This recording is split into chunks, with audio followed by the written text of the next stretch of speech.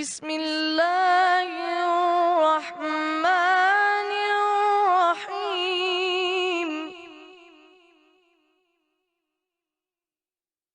Surah Al-Qari'ah describes an event that will occur on the Day of Judgment. It starts off with Bismillahir Rahmanir Rahim. Al-Qari'ah, the striking calamity. Mal Qari'ah. What is the striking calamity? The word Qari'ah is a disturbing and striking noise that frightens a person all of a sudden, like a car crash. It disturbs a person with a striking sound that frightens someone all of a sudden. This frightening and disturbing sound will be so loud that it will be heard by everyone and will erupt and shake the world all of a sudden. The next verse says, وَمَا أَدْرَاكَ مَا الْقَارِعَةُ. And what can make you know what is the striking calamity? When you hear this frightening sound that will shake the world, you will ask, what is this sound? You will have no clue at all what it is. The next verse will explain. يوم يكون الناس كالفراش المبثوث. It is the day when people will be like scattered moths. The word farash is usually translated as moth or a bug. When a moth or certain bugs sees a lamp, they start flying in all different directions, scattered all over the place. It is said that when they throw themselves into the light, some of them burn from the heat. So when people hear the Qari'ah, it indicates that on this day, people will run in all different directions all over the place, bumping into each other just as moths and bugs do, only thinking about themselves. And it could be said, just as some moths go into the light and burn, it is the same way some people will also go into the fire and burn. The next verse says, وَتَكُونُ الْجِبَالُ كَالْعِهْنِ الْمَنْفُوشِ. And the mountains will be like loosened wool. On this disturbing day, the mountains will also come crumbling down into rubble of different colors, as if they are like fine and loosened wool. The next verse says, فَأَمَّا مَنْ ثَقُلَتْ مَوَازِينُهُ. Then as for those whose scales are heavy, فَهُوَ فِي عِيشَةٍ رَاضِيَةٍ.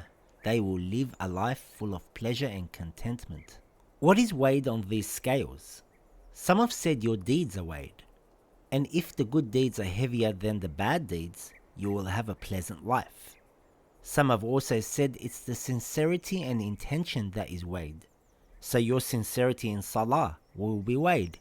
Did you do it for Allah alone, or did you do it to show off? Your sincerity of fasting will be weighed. Zakah, Hajj, and all other pillars will be weighed. According to traditions, the meaning for scales is Ahlul Bayt, alayhum salam. They are the scales. So this means, how heavy and sincere are your deeds compared to the Prophet and his Ahlul Bayt, peace be upon them. And if your scale is heavy, you will have a pleasant life in the hereafter. The next verse says, وَأَمَّا مَنْ خَفَّتْ مَوَازِينُهُ. But as for those whose scale is light, فَأُمُّهُ هَاوِيَةٌ. Their refuge will be in Hawiyah. Some have said that according to this verse, bad deeds are worthless and have no scale.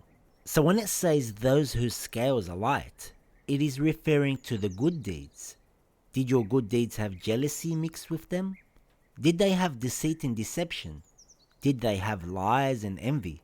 How heavy and sincere are your deeds compared to the Prophet and his Ahlul Bayt, peace be upon them? The word means mother, and it is usually a refuge and safe place for a child.